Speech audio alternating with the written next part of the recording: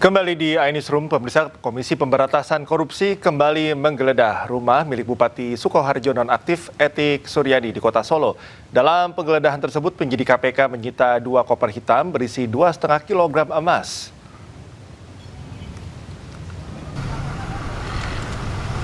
KPK kembali mendatangi rumah Bupati Sukoharjo Etik Suryani yang berada di Kampung Jagalan, Laweyan, Solo, Jawa Tengah. Di rumah inilah tempat Bupati Etik diduga menyimpan emas 2,5 kg. Penggeledahan ini berkaitan dengan kasus dugaan pemerasan perangkat daerah yang menyeret Etik Suryani. Selain itu, di lokasi penggeledahan terdapat sejumlah personel kepolisian yang berjaga. Dalam penggeledahan ini, penyidik KPK menyita 2 koper hitam dari dalam rumah.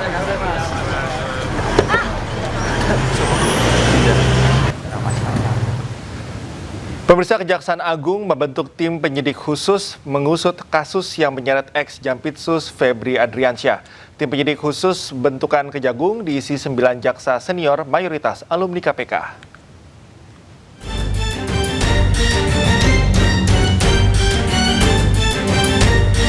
Kejaksaan Agung membentuk tim penyidik khusus yang diisi 9 jaksa senior untuk mengusut perkara yang menyeret ex-Jampitsus Febri Adriansyah. Mayoritas tim 9 merupakan jaksa yang punya pengalaman dalam mengusut kasus korupsi di KPK. Mereka adalah Agus Salim, yang saat ini menjabat sebagai Inspektur Keuangan 2 pada Jaksa Agung Muda Bidang Pengawasan, Muhibudin, Kepala Kejaksaan Tinggi Sumatera Utara, Katarina Girsang, Kepala Pusat Manajemen Penelusuran dan Perampasan Badan Pemulihan Aset Kejagung, Riono, Inspektur Keuangan 1 Jaksa Agung Muda Bidang Pengawasan, Agus Sahat, Sekretaris Jaksa Agung Muda Tindak Pidana Umum, Iren Putri, Direktur Pertimbangan Hukum pada Jaksa Agung Muda Perdata dan Tata Usaha Negara, Z. Tadung Alo, Direktur Penuntut Jaksa Agung Muda Pidana Militer, Rinaldi Umar, Wakil Kepala Kejaksaan Tinggi Banten, serta Hari Wibowo, Direktur pada Jaksa Agung Muda Tindak Pidana Umum. KPK pun menyambut baik pembentukan tim khusus untuk menangani kasus korupsi dan TPPU yang menjerat Febri Adriansyah. KPK meyakini para alumni itu memiliki track record yang baik selama bertugas di KPK hingga mereka akan mampu menuntaskan perkara tersebut. Tim Liputan iNews melaporkan. Pengacara kondang Hotman Paris Hutapea menyoroti perubahan status hukum mantan Jampitsus Febri Adriansyah dari tersangka, saksi lalu berubah lagi menjadi tersangka. Menurut Hotman, perubahan status ini berpotensi menimbulkan pertanyaan publik terkait kepastian proses hukum yang tengah berjalan.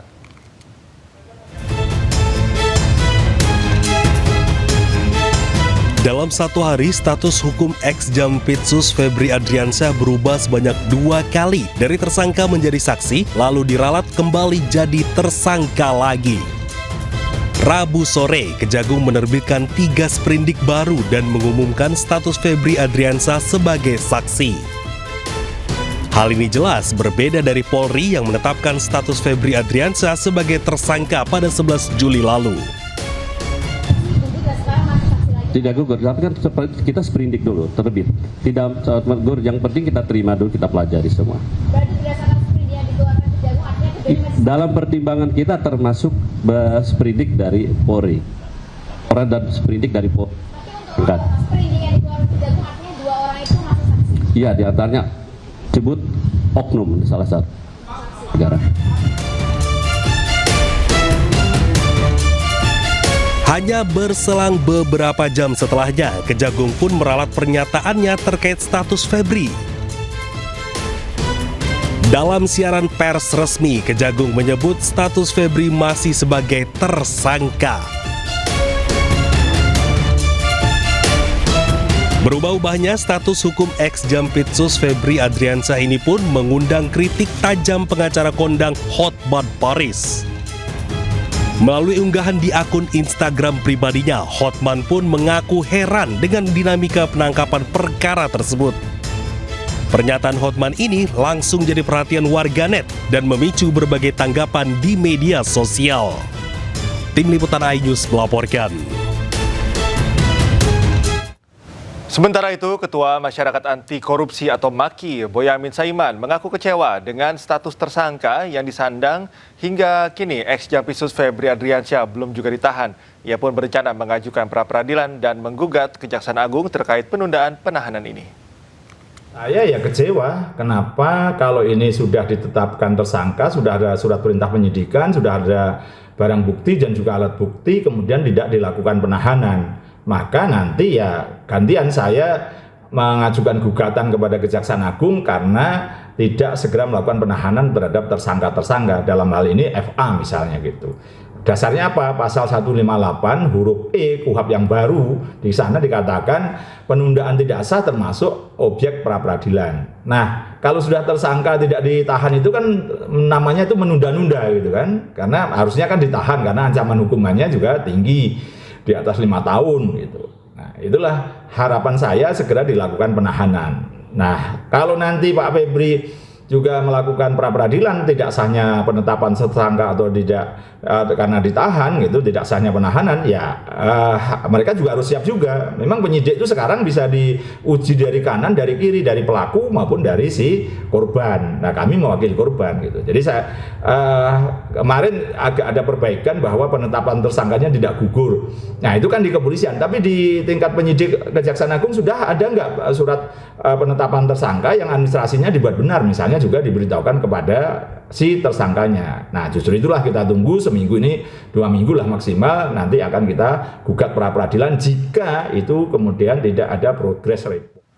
Polri akan melimpahkan tersangka Don Rito beserta seluruh barang bukti termasuk uang tunai dan emas hasil sitaan ke Kejaksaan Agung pada Jumat besok. Pelimpahan tersebut merupakan bagian dari penanganan kasus dugaan tindak pidana pencucian uang yang berkaitan dengan perkara PT Asabri ex Jampitsus.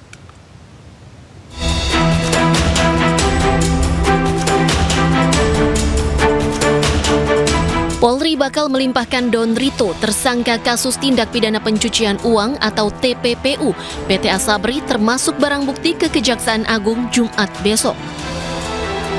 Barang bukti tersebut merupakan temuan penyidik Polri di 12 lokasi, satu diantaranya rumah ex-Jampitsus Febri Adriansyah. Diketahui 3 kasus dugaan korupsi tersebut terkait batubara, Asabri, dan Krakatau Steel. 3 kasus itu sebelumnya ditangani Kortas Tipikor Polri dan Ditreskrimsus Polda Metro Jaya, kemudian dilimpahkan ke Kejagung. Di Reskrimsus Polda Metro Jaya, Kombes Victor Dean Makbun menyatakan perkara Don Rito dilimpahkan beserta sejumlah barang bukti. Adapun barang bukti yang disita kepolisian mulai dari uang hingga emas.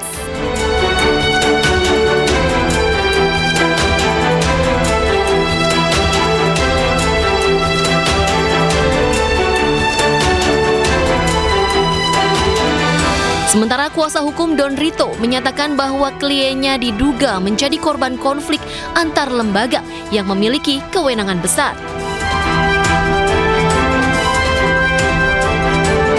Posisi Pak Idon itu ibaratnya gini, ini gajah sama gajah berkelahi nih, ya. Pak Idon itu sebagai pihak pelandu yang digencet habis ketika terjadi perkelahian. Gambarannya begitu. Jadi posisi Pak Idon sebagai pihak yang diinjek karena terjadi perkelahian antar 2 lembaga negara yang punya power dan punya kemampuan di dalam memproses semua persoalan publik ini. Pertama terkait dengan penanganan perkara Asabri, klaster Pak Tangiang. Terkait perkara itu Pak Idon pasif.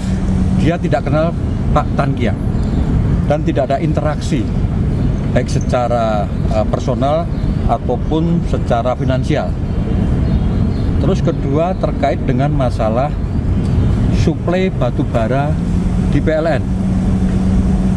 Sepanjang proses pemeriksaan Pak Idon menyampaikan urusan itu dia juga nggak ngerti dan nggak pernah berinteraksi dengan pihak-pihak yang diperiksa oleh Bareskrim, oleh Kortas maupun Polda sebagai pihak yang menyuplai batubara ke PLN.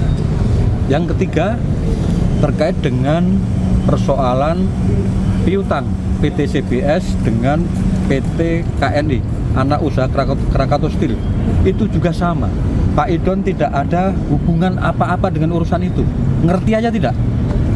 Nah, kalau semua perkara itu dihubungkan dengan uang yang ditemukan oleh rekan-rekan penyidik dari Kortas dan Polda, apakah uang itu berhubungan dengan perkara itu? Kami jawab, tidak ada hubungan. Sebelumnya, Kejaksaan Agung menerbitkan 3 surat perintah penyidikan atau sprindik baru terkait kasus korupsi yang menyeret ex-Jampitsus. Kendati telah menerbitkan sprindik baru, Kejagung memastikan bahwa pihaknya akan tetap melibatkan kepolisian dalam pengusutan perkara yang menjerat ex-Jampitsus. Tim Liputan iNews melaporkan. Anggaran fantastis pengadaan kipas angin untuk program Koperasi Desa Merah Putih capai 1,8 triliun rupiah jadi sorotan tajam DPR RI. Selengkapnya usai jeda, tetaplah di iNewsroom.